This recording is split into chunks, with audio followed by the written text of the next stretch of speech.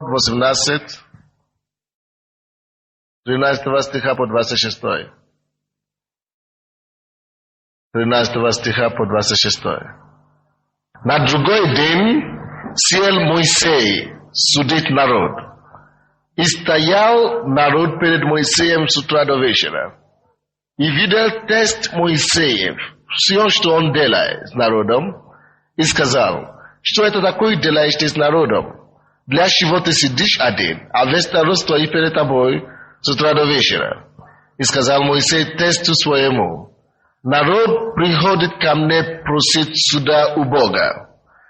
Когда случается у них какое дело, они приходят ко мне, и я сужу между тем и другим, и объявляю уставы Божьи и законы его. Но тест Моисеев сказал ему, нехорошо ты делаешь. Ты измучишь себя и народ сей, который с тобою, ибо слишком тяжело для тебя это дело. Ты один не можешь исправлять его. Итак, послушай слова мои. Я дам тебе совет, и будет с тобой Бог. Будь для народа посредником перед Богом и представляй Богу дела его. Научай их уставам и законам Божьим, указывая им путь его, по которому они должны идти, и дела, которые они должны делать.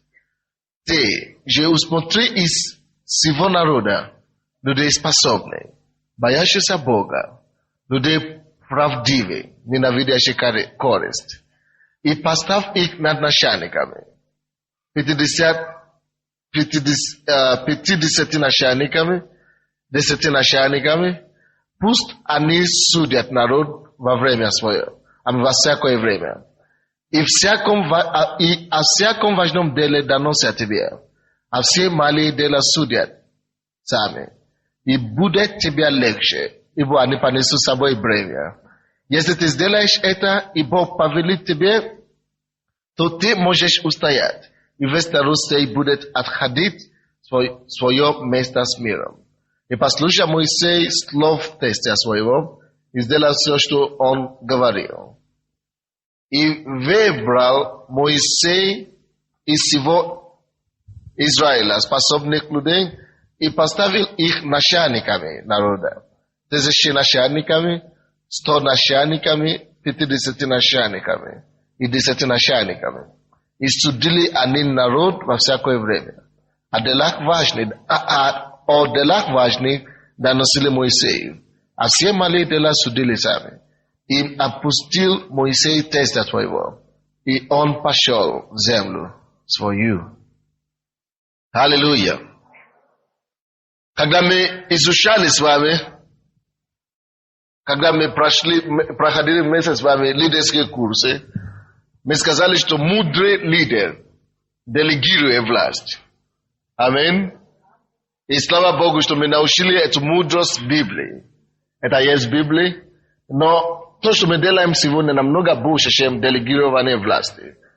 Я не уверен, если у всех вас есть служение, или все вы лидеры служения, но мы верим, что вы имеете потенциал на то, чтобы быть лидером в этой церкви или других церквях будущее. Мы говорили, когда на первом уроке, что первое то, что необходимо, чтобы человек мог быть успешным служителем, чтобы человек мог совершить свое поприще успешно, есть необходимо 3 вещи. Вы помните?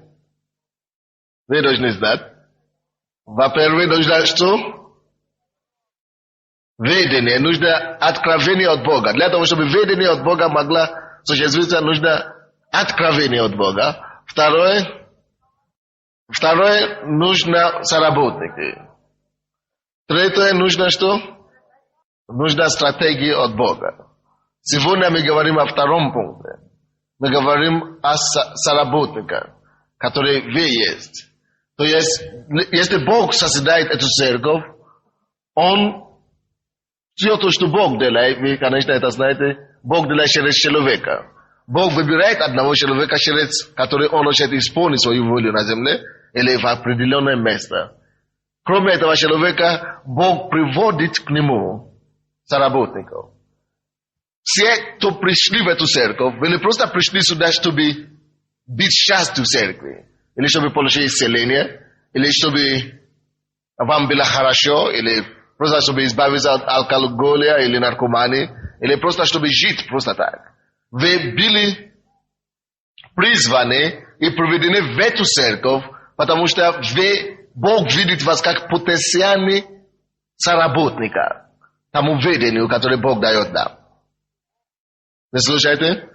Бог видит в вас что-то, которого вы сами не видите в себе. Бог видит в вас способность, Бог видит в вас потенциал, Бог видит, что нужно вас спасти, и что вы можете быть использованы как оружием, через которое Он будет назидать свою церковь. Поэтому Он вас привел сюда. Поэтому забудьте о том, что вы можете быть просто членом церкви. Быть простым членом церкви – это уже невозможно. Если вы пришли в эту церковь, или любую церковь, это значит, Бог призвал вас сначала, да, чтобы быть членом церкви, и чтобы быть спасенным, а потом, чтобы быть работником для Царства Божьего. Аминь. Потому что ни один человек, какой бы помазанный бы он ни был, не сможет исполнить ведение один. Заметьте себе это. Бог вам будет призывать делать много других вещей для Него. Но поймите одно.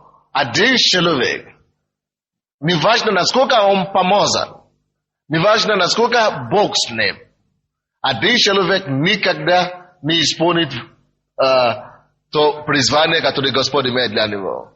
И мы говорим пословица такая, что один человек не воин, правда? А на поле не воин. Один человек на поле на самом деле не воин. И да, поэтому посмотрите, пожалуйста, 18 стих того места, который мы читали. Исход 18:18. И я бы хотел советовать всем, которые закончили эту школу, чтобы вы приобретели, чтобы вы постарались приобретать кассеты, все комплекты кассеты. Чтобы время от времени всегда вы прослушивали. 18 стих. Ты измучишь из себя и народ сей, который с тобой, ибо слишком тяжело для тебя это дело. Ты один не можешь исправлять его. Поэтому давайте посмотрим сейчас, почему ведение требуется соработники.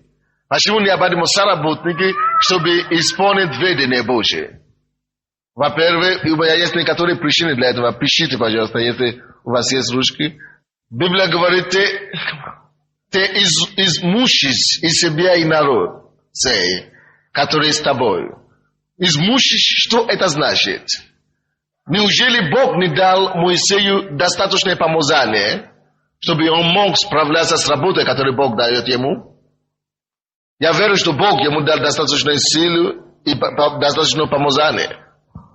Но измучишь, слово измучишь там, значит, он будет усталым, правда? Это значит, он просто измучит себя. Что это значит? Это значит, это будет вредно. Работа так целый день или тяжелая работа будет вредно для его здоровья.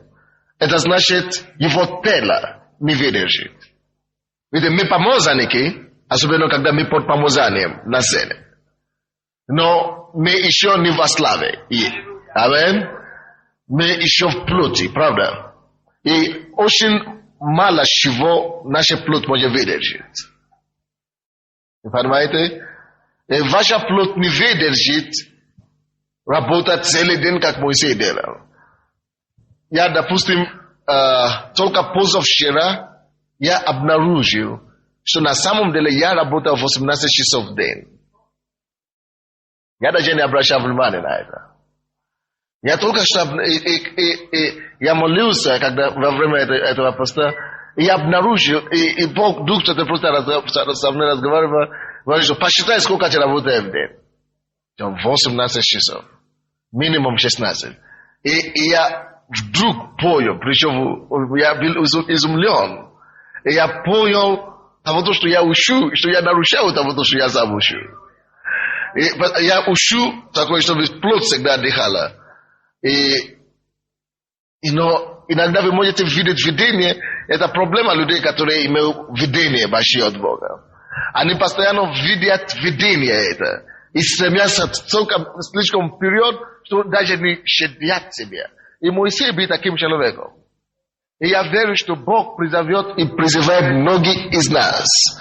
Либо чтобы быть лидером домашних групп, либо чтобы быть лидером служения, или любого направления, куда бы Господь вас не призывает. А давайте будем знать того, что Бог, и будем учиться от того, что Бог учит Моисея. Конечно, прежде всего это относится ко мне. Я думаю, что моя жена мне поможет как-то, чтобы править собой.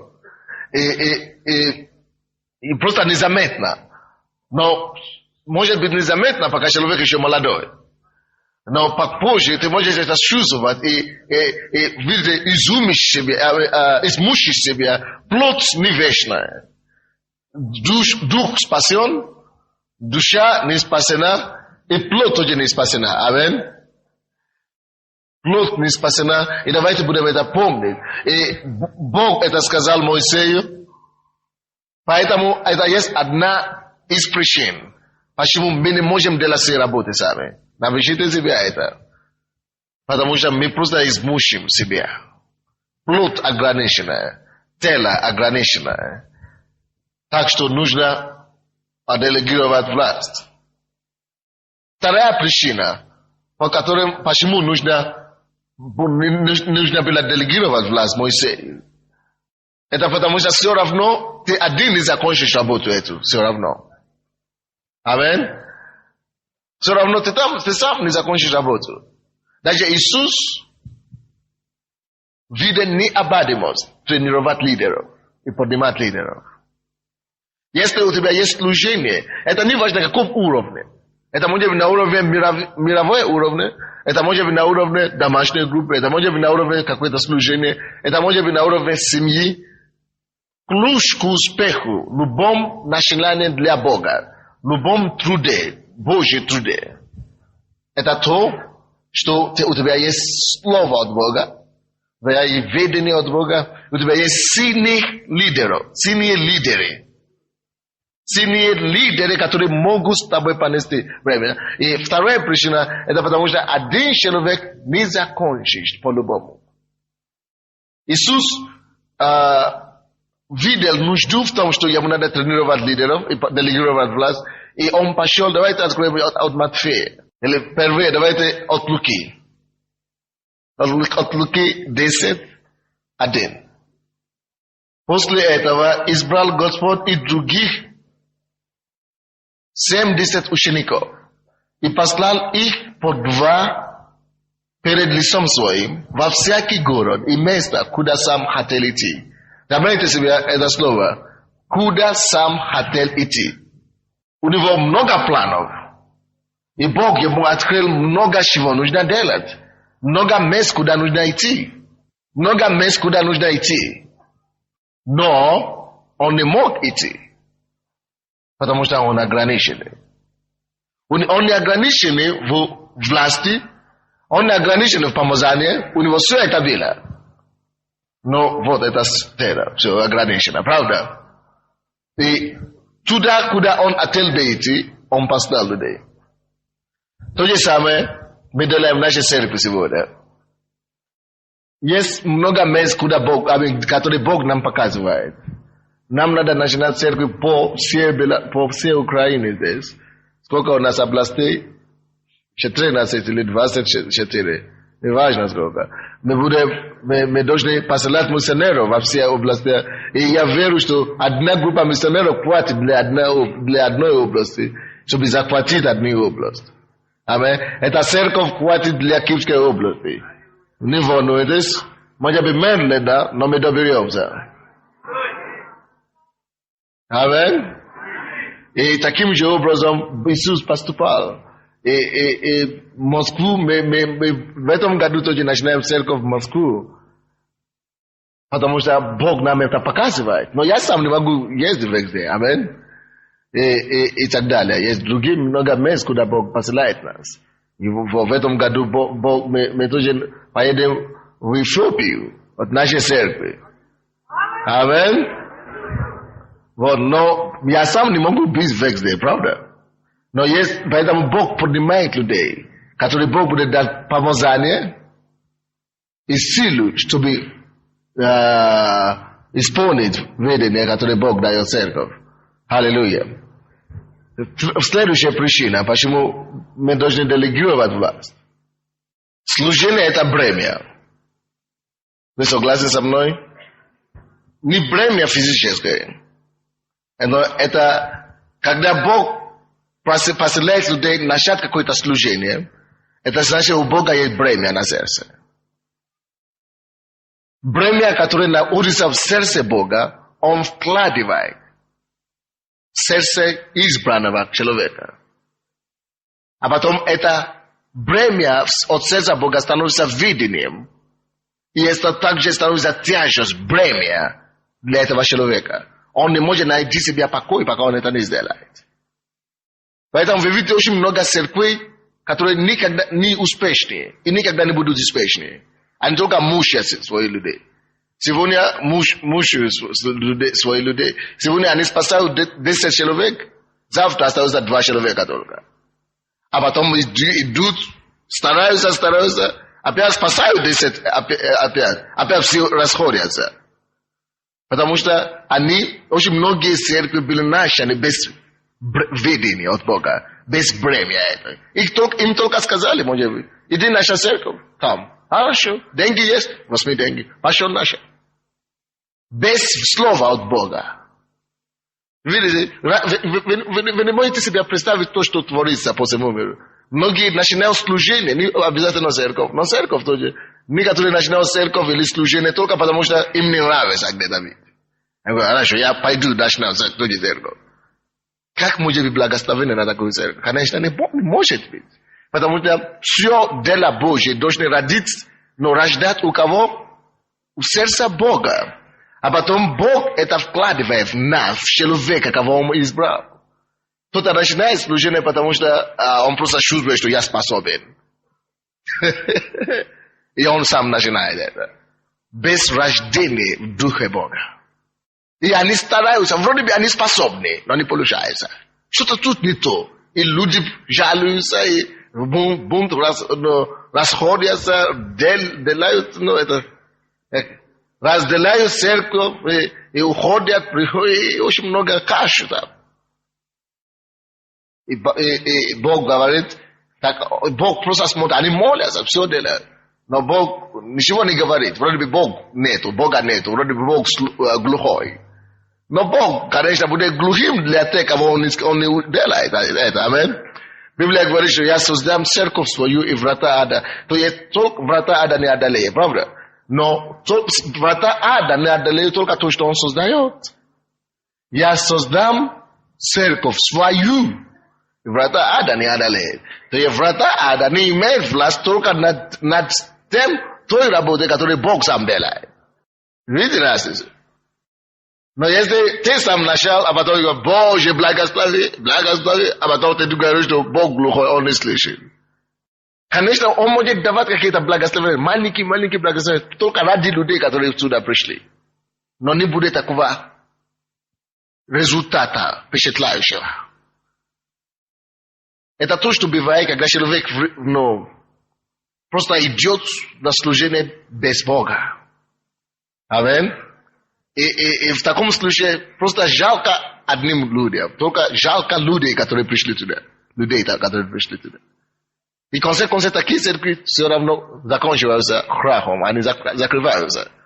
Но мы с вами не должны быть такими. Аминь. Есть бремя, которое идет от сердца Бога.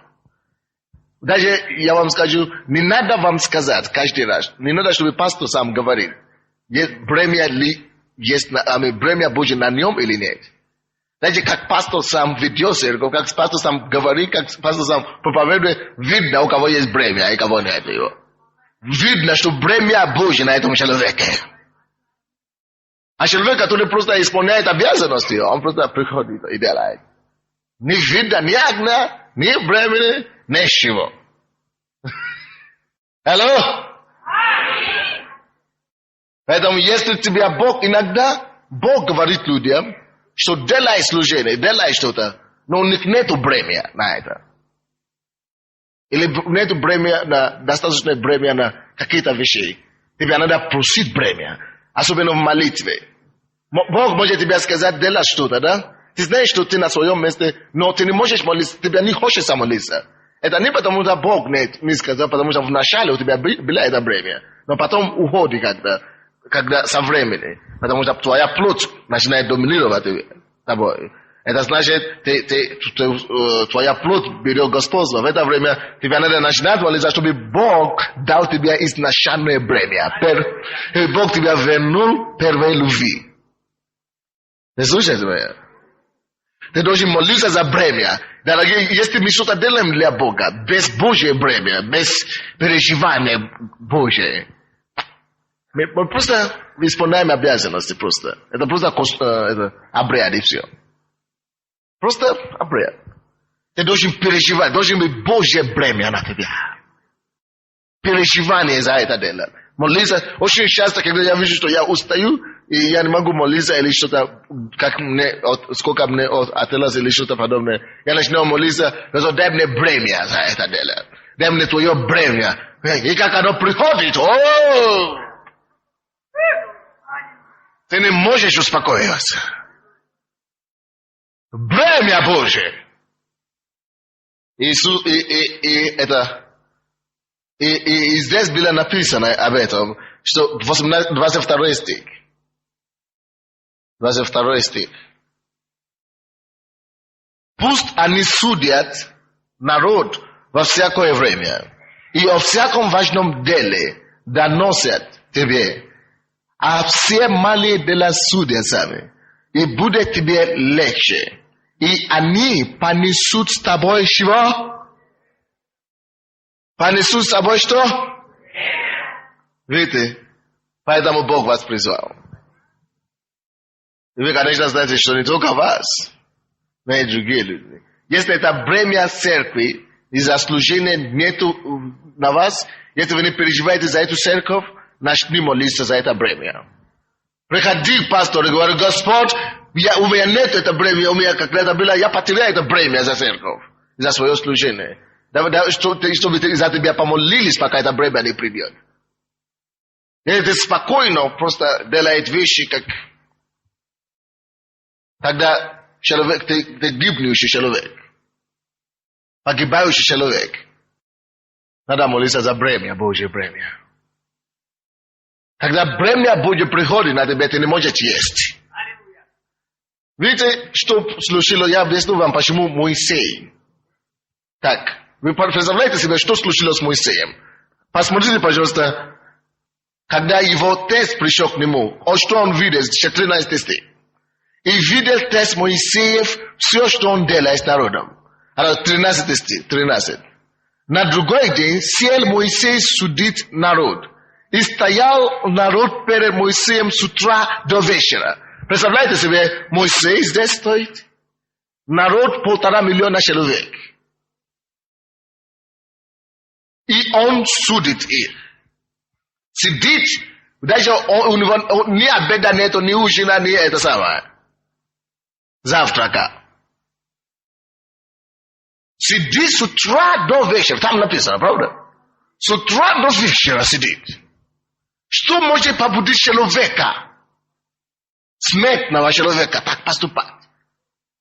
Не только месяцами, но и годами так. Потому что они там были 40 лет.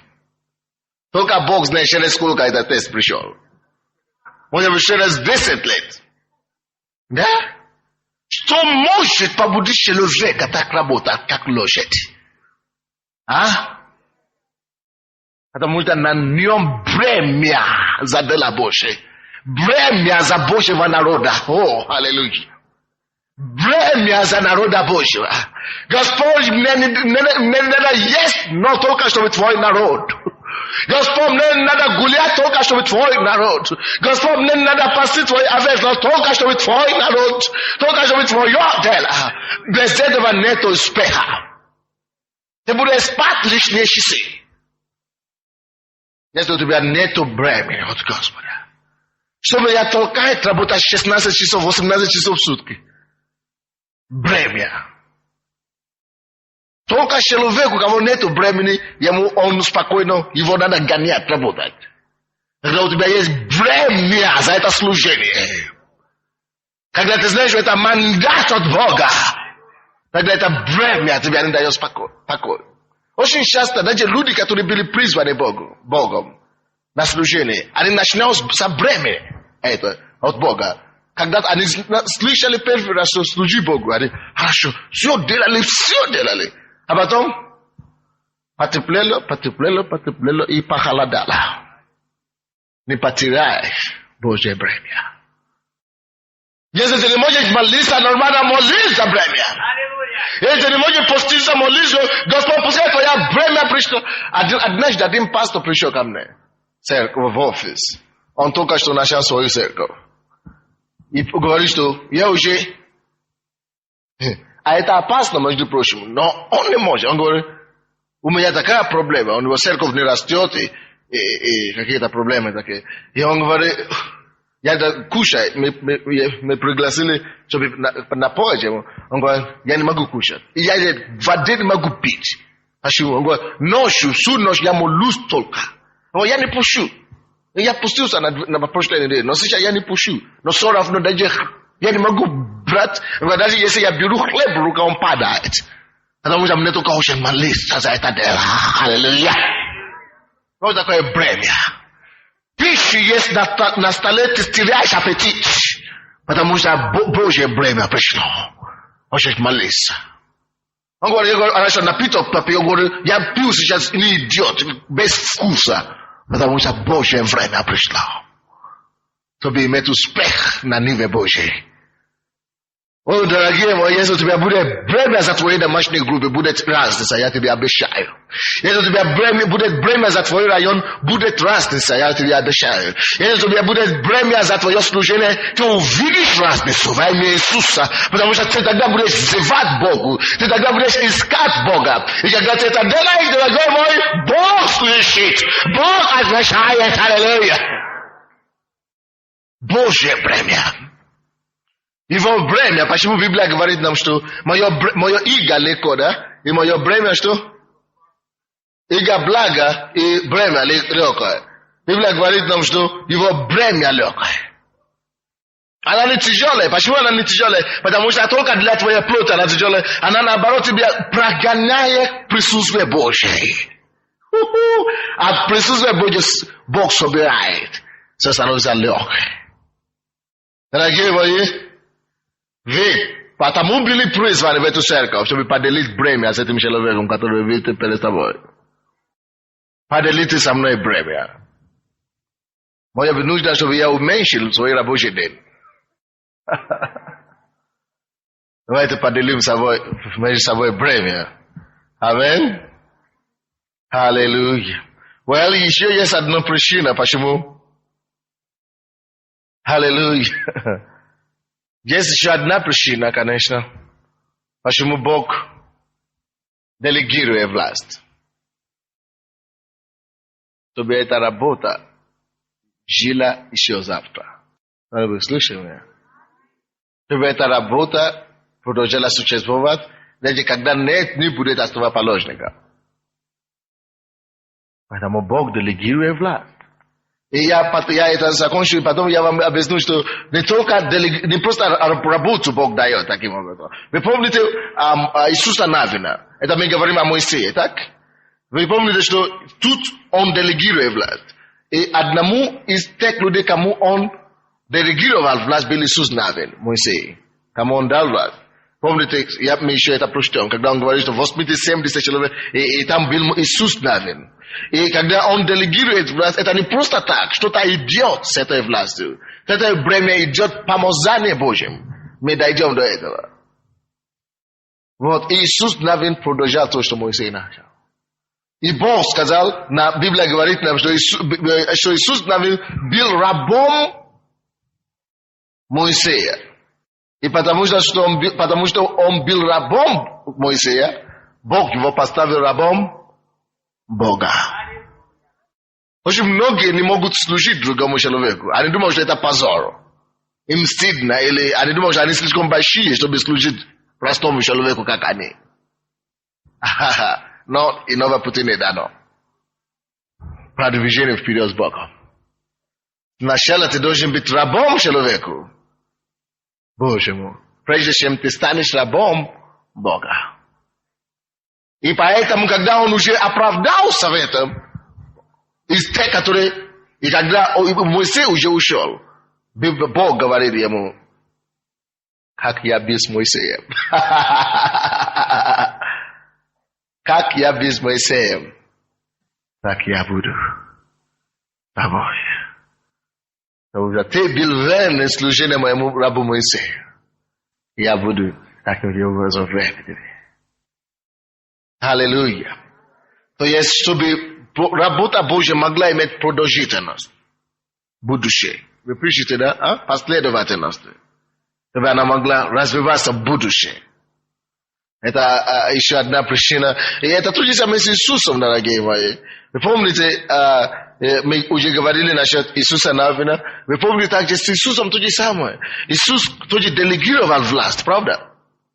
И когда Иисуса уже нет, остались кто? Ученики, правда?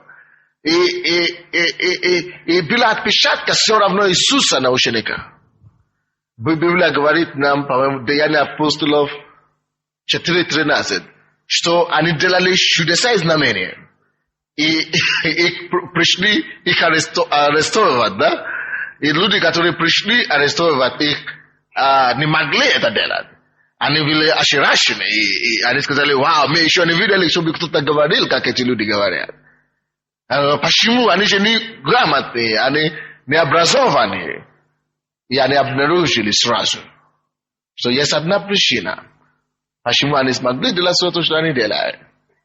По одной простой причине, что они выяснили, что они были с Иисусом. Были с Иисусом. Видите, Иисуса уже нет, но отпечатка Иисуса осталась в жизни этих людей. Аминь. Когда они проповедовали на улице, люди выяснили, что безусловно эти имеют успех. Эти делают то, что они могут, они делают сейчас только по одной причине, потому что они были с Иисусом. И это не странно, и это не что-то аномальное или ненормальное, что-то, если вас увидят в городе и скажут, что вы из церкви слова веры. Это нормальная вещь. Потому что дух слова веры в вас, поэтому люди так говорят. Это не что-то ненормальное, когда вы говорите где-то, вы проповедуете, и люди видят дух пастора в вас. Это нормальная вещь. Потому что не подражание физически мы говорим. Мы говорим о помазании Духа Святого, о духу. Аминь. Дух это так должно быть, оно должно быть на вас. Аминь. Вы подражаете меня, как я подражал Христа. Дух Христа должен быть во мне и в вас. Аминь. И это нормально. Не говори, что я чувствую что-то помазание. Бог тебя поставил под Моисеем, Иисус говорит. Да, у тебя есть помазание. Тебя поставил там, чтобы ты мог получить. И мы можем даже посмотреть еще один факт такой, может быть, попозже, что Бог дает помазание именно таким образом. Он говорит, я возьму, Бог сказал, я возьму от того духа, который на тебе, на Моисея, и положу на них. И видите? То есть это нормально, когда с пастора или с лидера переходит помазание, который на его жизнь, на человека, который под ним. Это так оно должно быть, дорогие. Поэтому не смотри, не вдруг, когда ты начинаешь видеть себя, однажды какой-то брат подошел ко мне, он говорит, я видел себя во сне, я проповедую как, точно как ты. И в таком зале, это было, о его будущем служении Богу ему показал. Но я видел, что это я, но поступки как ты. Как это объяснить?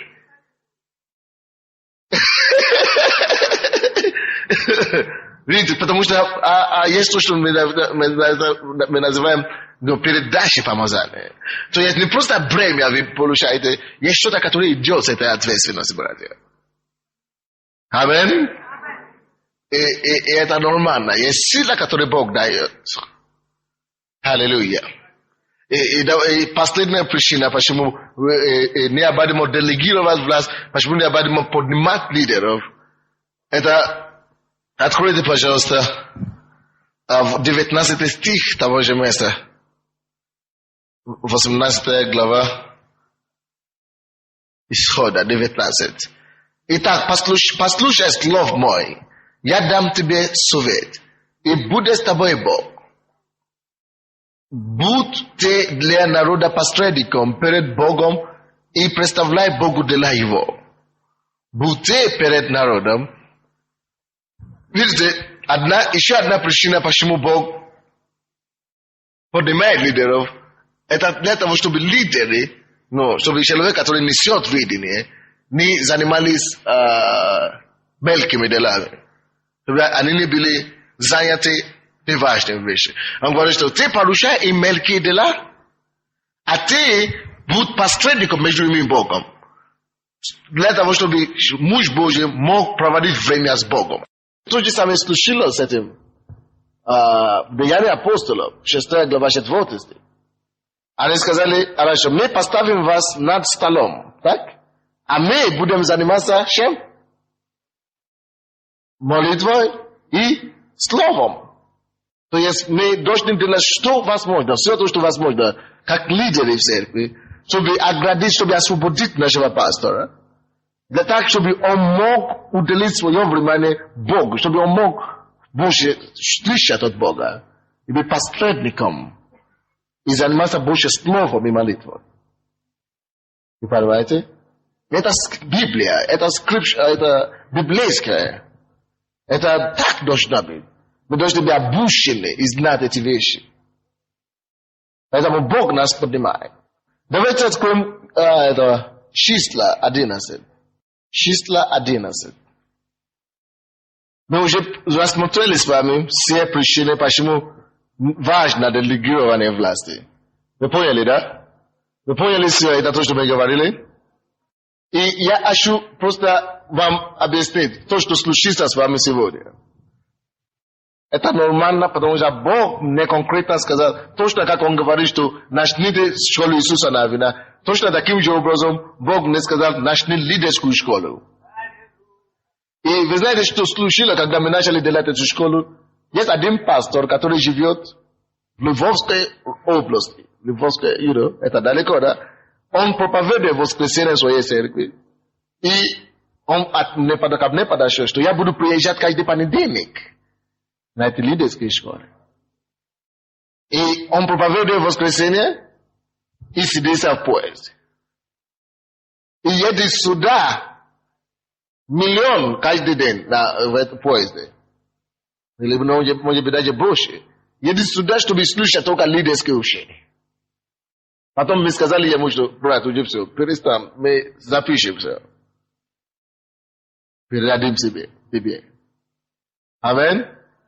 Потому что есть, когда Бог говорит, чтобы мы что-то делали. Есть особое благословение на это. Я встретился с некоторыми группой пасторов, киевские пасторы. Некоторые из них начали мне говорить, мы направляли всех наших лидеров к вам, пускай они учатся.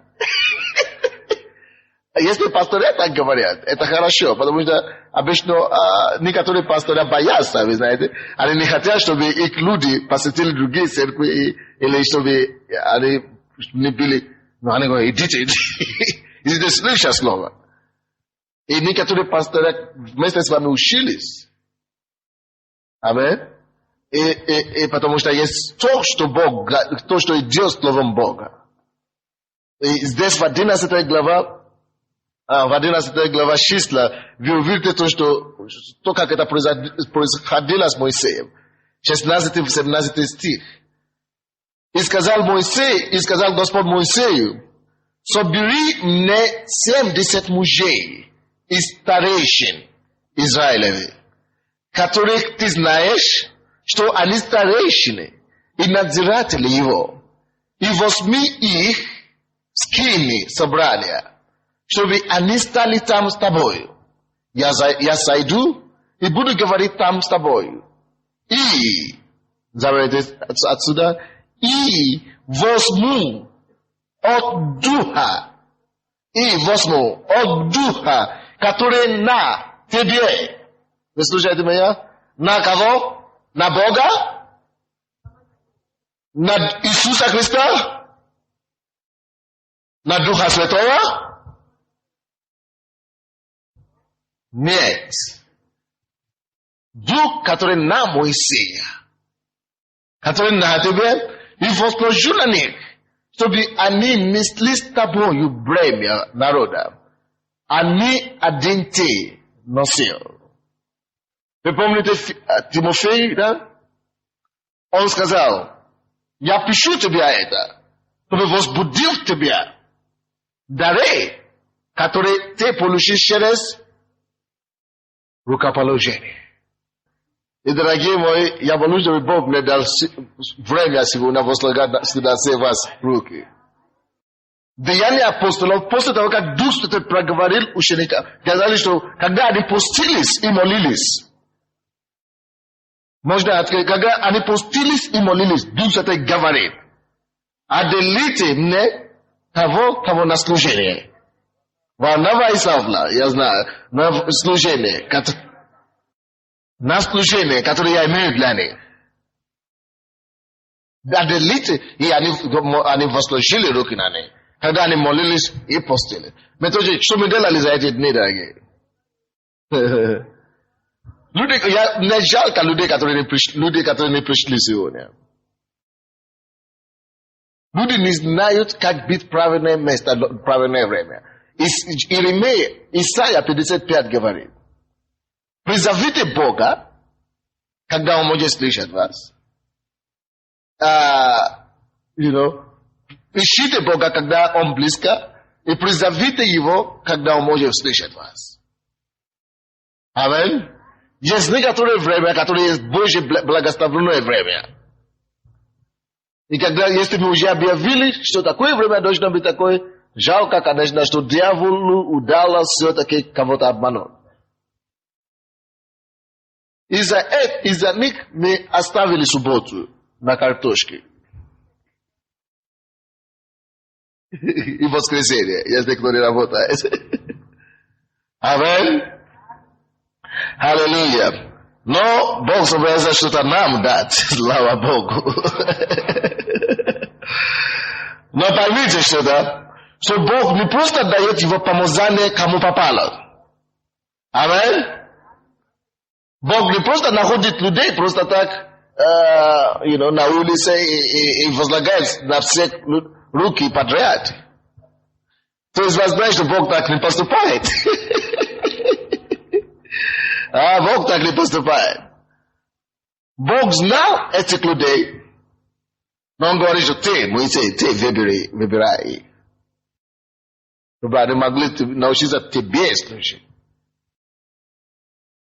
И затем Он говорит, даже после того, как ты уже это суть самое делать. От Матфея 4:20 Он говорит, что идите за мною, и я сделаю вас ловцами человека. Я сделал вас, каким образом Он учил их, чтобы быть ловцами человека. Аминь. Поэтому мы не просто говорим, что это хорошо, чтобы уже нашли вас люди, боящиеся Бога без корыстия и так далее. Но надо еще вас учить. Хорошо, что у вас хорошее качество внутри. Но больше, чем это, вам необходимо также Божье качество. Сами наши лучшие качества не годятся для Царства Божия. Нам надо снять наши старые одежды и одеться в Его беспорочное. Но даже при выборе, вы слушаете меня, ты также не просто берешь, кого попало. Поэтому даже когда вы думаете, что вы уже хороший, да, Бог еще продолжает обрезать вас. Неужели я такой плохой? Потому что все это, как насколько ты плохой, все выявляется в испытаниях. Аллилуйя. Но все равно не просто выбирать, кого попало. Нужно выбрать людей, особенных людей. И у Иисуса то же самое. Иисус ходил несколько дней, чтобы выбрать его учеников. И Моисей тоже, здесь даже есть эти требования, которые необходимы. Посмотрите, Исход 18, 21 стих, мы будем смотреть на эти качества. Я хочу надеяться, что у вас есть эти все качества. Алло? Я не имею в виду, что вы уже приехали. Я имею в виду, что у вас есть, и они еще будут развиваться у вас.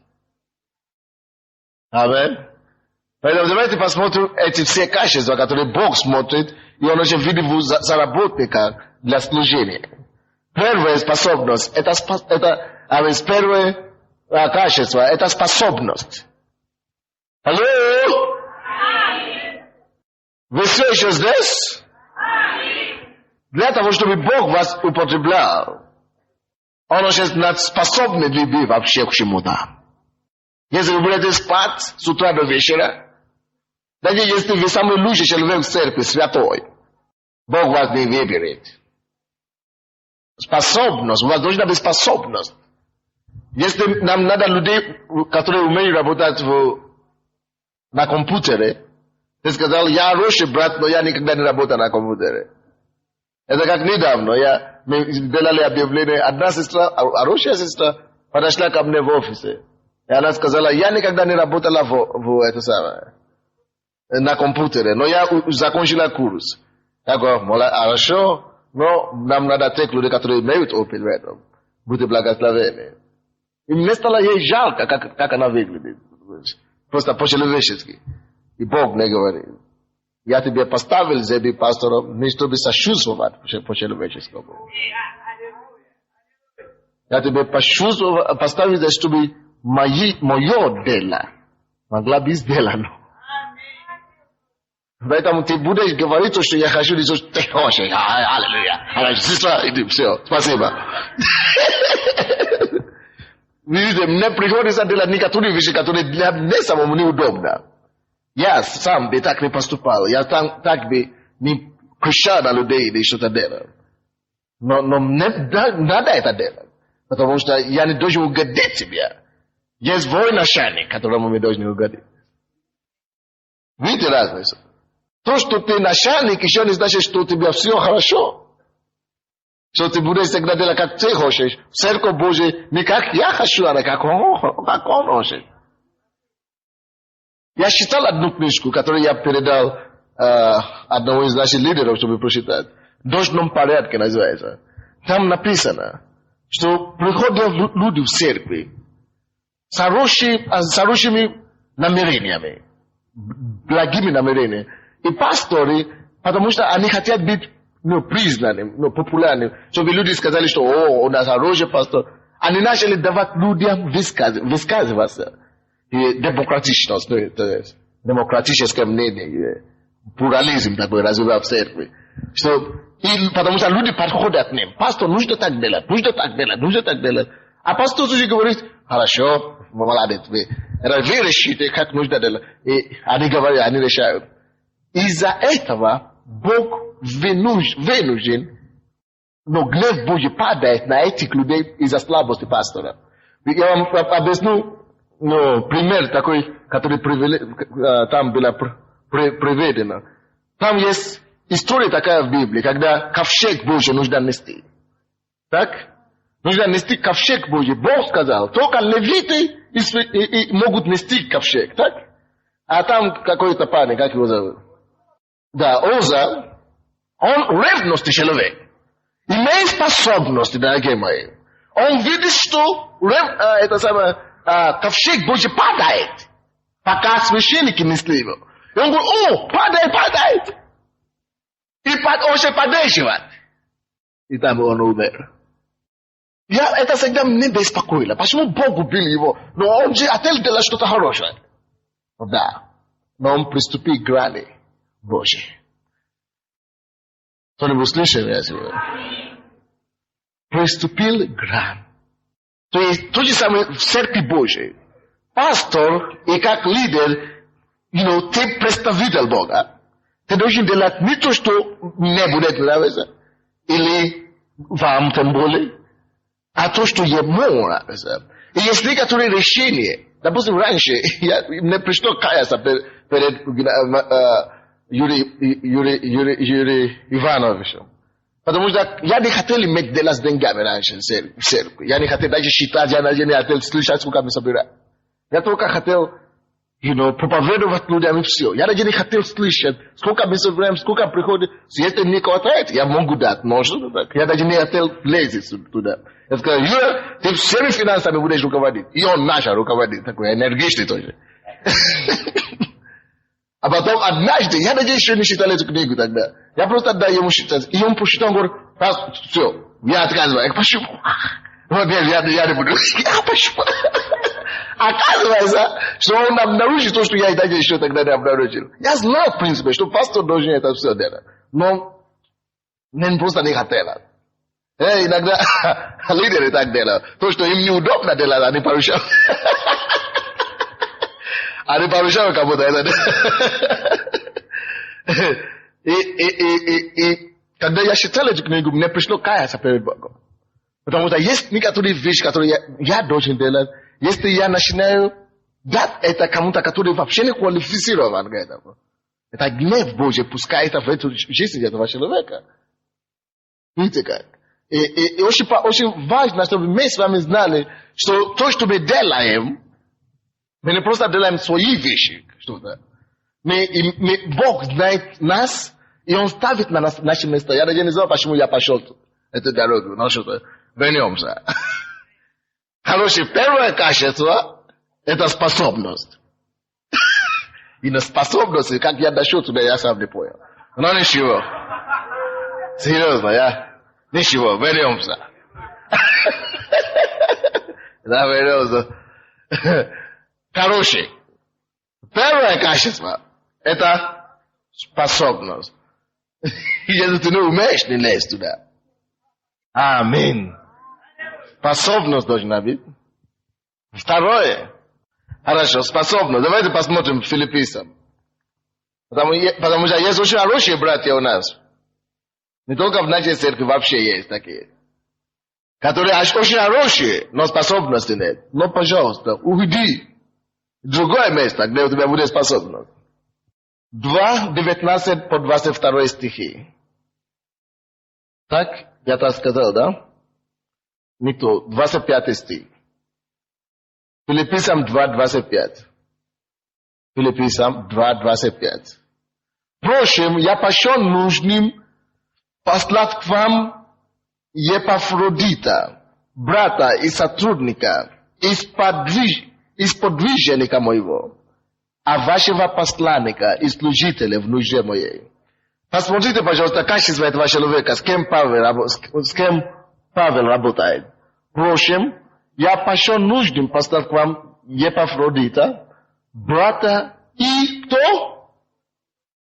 Брат, то есть возрожденный, и сотрудник. Сотрудник – это человек, кто умеет работать, правда? Его ассистент – это сотрудник, человек, который трудится. Аминь. Я молюсь, чтобы мы все были в глазах Божьих сотрудниками на самом деле. Чтобы Бог мог назвать нас тружениками. Аминь. Сотрудники и сподвижника моего, сподвижник.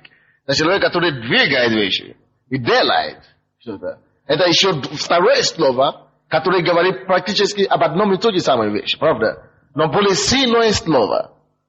И моего посланника, видите? И служителя. Все слова, которые были использованы, чтобы описать этого человека, это о его качестве, трудовое качество. a его способности. Правда? А его способность трудиться. Способность нужна. Служению. Чтобы иметь служение, успешное служение. Способность необходима. Дорогие мои, надо. Способность молиться, способность поститься, когда надо, способность слушать от Бога, способность изучать Слово, способность научить других, способность. Это первое. Второе. То, что вам необходимо, конечно, это вам, правда? Второе. Боящийся Бога, Библия говорит. Так? Люди, боящиеся Бога. Если у тебя есть способный человек, и тебе приходится выбирать между способного и боящегося Бога, кого ты выберешь? Аминь. Мудрые все такие.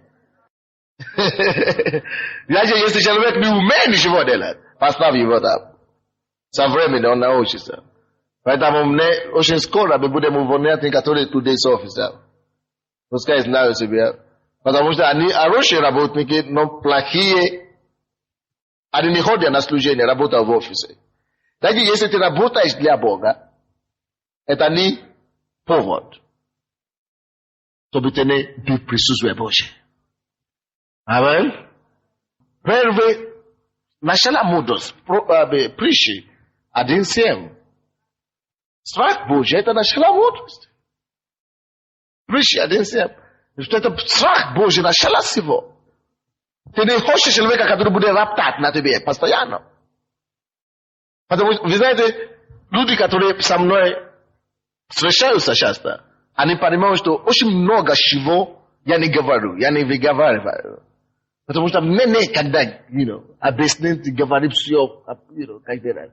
И потому что лидеры часто, у них нет времени разговаривать и только на сцене, и объяснить каждый деталь. Очень часто люди, которые вокруг не понимают их. Так? Из-за необщительности. Не у всех вас есть возможность общаться со мной каждый день или слышать все, о чем я думаю, что-то подобное. И вы не думаете, вы не знаете, и у вас может возникнуть какой-то вопрос, возникают какие-то вопросы. И если вы не получили ответ на это, вы можете начинать роптать, правда? Просто роптать. Но если вы боитесь Бога, если у вас страх Божий в себе, хотя вы даже еще его сторону не слышали еще, но вы не будете роптать. Вы помните, что случилось с теми, которые роптали, которые жаловались и говорят слово? Против того же самого Моисея? Не то, кто сказал умер? Где написано, что умер? Вы что? Вы не читаете Библию, дорогие мои? Умерли и ходили по пустыне?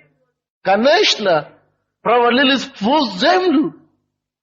Земля открыла, и они земля поглотила их.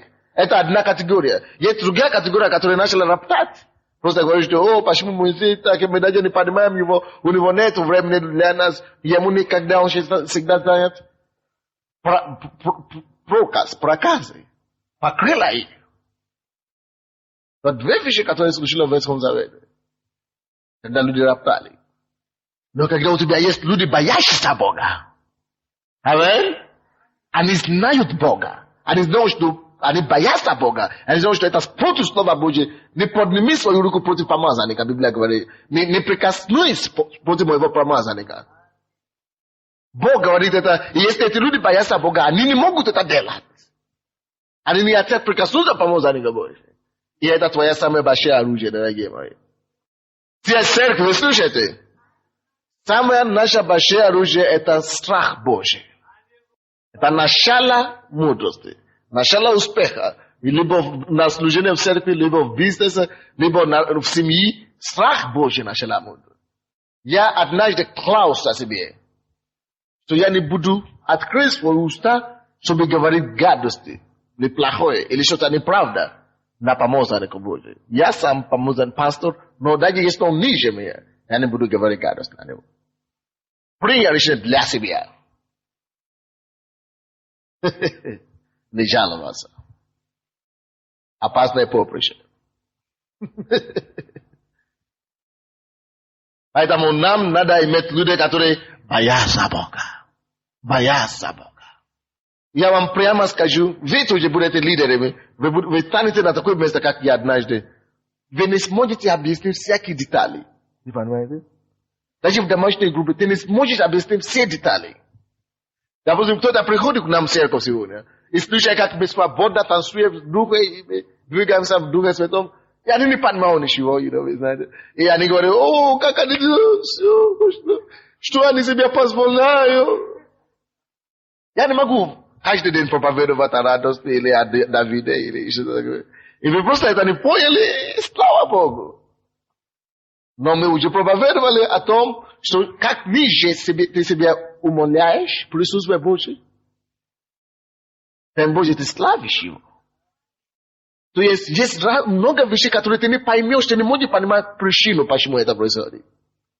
И дьявол тебя будет сказать, тихо. Сестра Надя, роптай. Это ваш выбор делать это. Или благодарить и благословить. Аллилуйя. Поэтому нам нужно людей боящихся Бога. Следующее, что нужно.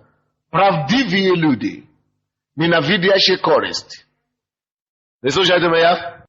Правдивые люди, ненавидящие користь.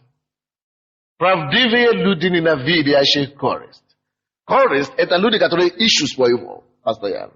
Это значит, они, допустим, все то, что они хотят делать, они бизнесмены. Что мне будет? А мне что будет? А мне-то что? Просто так служить? А сколько мне буду платить? Хорошо, ты получишь свои купоны. Но к Богу ты пойдешь пустыми руками. Потому что голый ты пришел сюда, и голым ты вернешься туда. Но Бог говорит, что как лидеры мы должны окружать себя какими людьми? Богобоязненными. Не только богобоязненные, но тут мы говорим следующий пункт. Правдивые, бескорыстные, ненавидящие користь. Не просто бескорыстные. Видите, разница есть. Бескорыстный – это человек, который это не делает, не корыстный человек, бескорыстный сам, да? А ненавидящий користь – это значит человек, который этого не делает и ненавидит того, кто это есть. Он сам не делает користь, и он сам ненавидит тех людей, которые приходят, чтобы свои делают. Если вы такие ненавидящие користь, вы будете знать таких людей в вашей домашней группе, в церкви вообще. И вы будете остерегаться. Потому что Бог говорит, что такими вы должны быть. Ненавидящие користь. Давайте посмотрим жизни примера, который очень отличный пример. Филиппийцам 2 также. Филиппийцам 2, 19-22. Филиппийцам 2, 19-22. Филиппийцам 2, 19 стиха по 22 стихи. Слушайте, да? Надеюсь же в Господа Иисусе скоро послать вам Тимофея, дабы и я, узнав о ваших обстоятельствах, утешился духом. Ибо я не имею никого равно усердного, как бы столь искренне заботиться о вас. Потому что все ищут своего, а не того, что угодно Иисусу Христу. А его верность вам известна, потому что он, как сын отцу, служил мне благовествованием. Все ищут своего. Дорогие мои, я вам скажу что-то.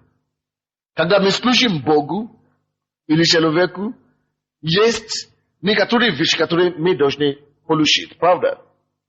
Есть некоторые вещи, которые мы ожидаем, естественно, человек, так. Он ожидает что-то получить постоянно. Так? Но это был первый урок, который я выучил, когда я пришел к Богу. Я очень быстро это выучил. Иисус сказал однажды, если ты приветствуешь того, кто тебе ответит, какая тебе награда? Если ты даруешь займи тому человеку, кто тебя вернет, какая у тебя награда? Если ты приглашаешь в гости на праздники или в пир, люди, которые тебя смогут потом пригласить тоже, какая у тебя награда? И если ты работаешь для Бога, чтобы здесь люди тебе, если ты молишься, чтобы люди сказали тебе комплименты, как он умеет молиться, какая у тебя награда?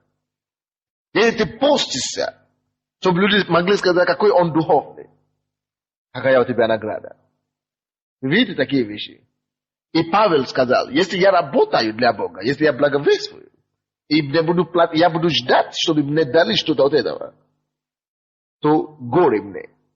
Когда я читал еще историю Иисуса, тогда, когда он это говорил, я понял одну важную истину. То, чтобы мне не пришлось делать для Бога, я не должен даже ждать. Если мне дадут, я возьму, слава Богу. Но я сам не буду, не то, что выпрашивать, даже ждать не буду. Потому что если кто получает сейчас, тот теряет от Отца Небесного. Но если кто теряет здесь, то получает. То же здесь на земле. Но просто разный кто дает. Либо ты даешь, либо Бог дает. Но когда ты не ожидаешь, человек может тебе дать, ты получаешь, и время придет, когда Бог тебе тоже даст.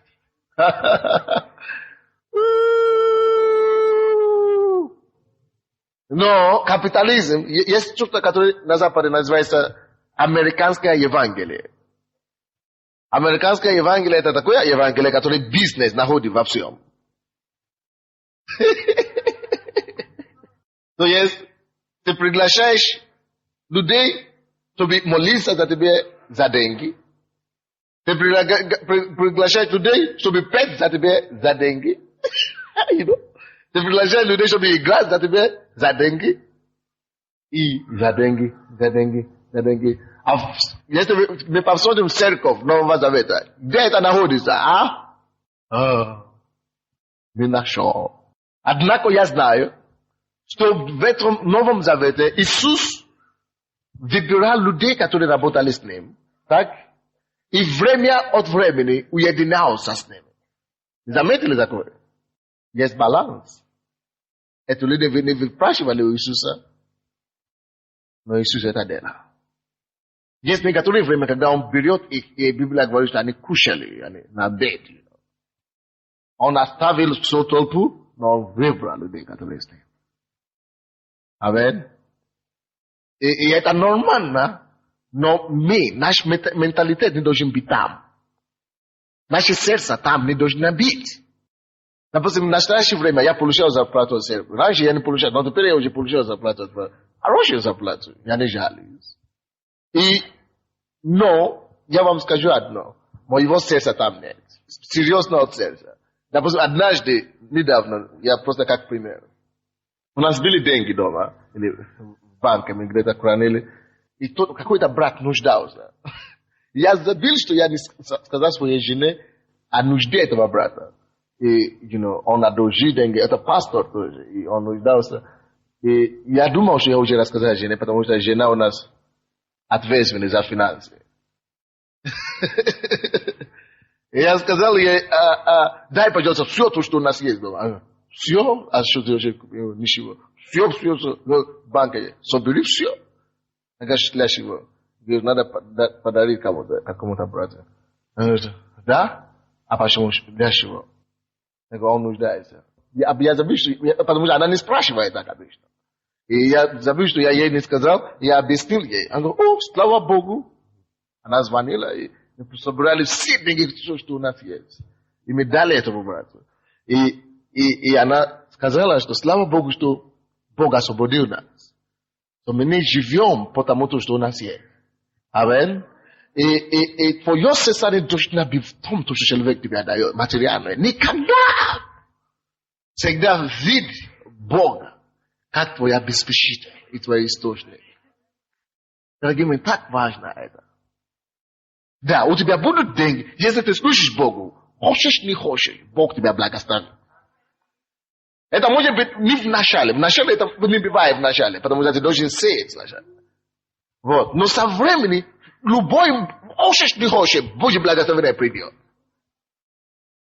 Но когда они начнут приходить, не поставь твое сердце. Тимофей был таким человеком. Бескорыстным и ненавидящий корысть.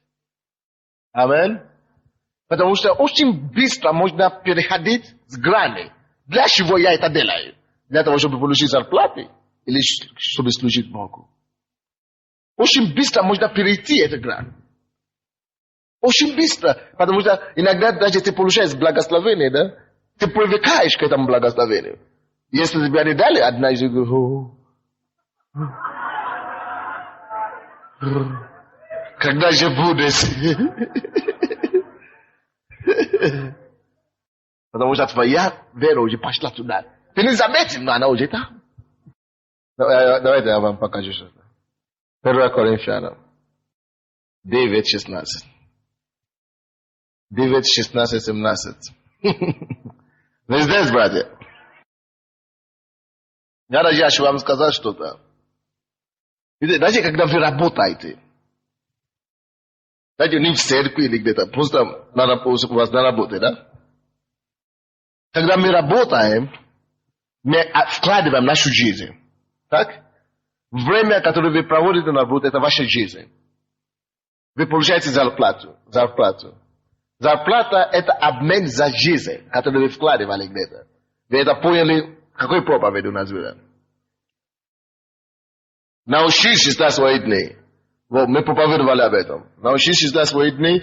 Это мы говорили о том, что когда ты работаешь, ты получаешь зарплату, это обмен за твою жизнь, которую ты отдаешь. Окей? Ты заслужил этого, правда? Это. Потому что ты заработал эти деньги. И тебе дают по праву. Но все-таки я хочу вам сказать, братья. Даже в том случае, вам нельзя полагать свою веру или даже надежду на зарплату. Получайте зарплату, но не благодари зарплату.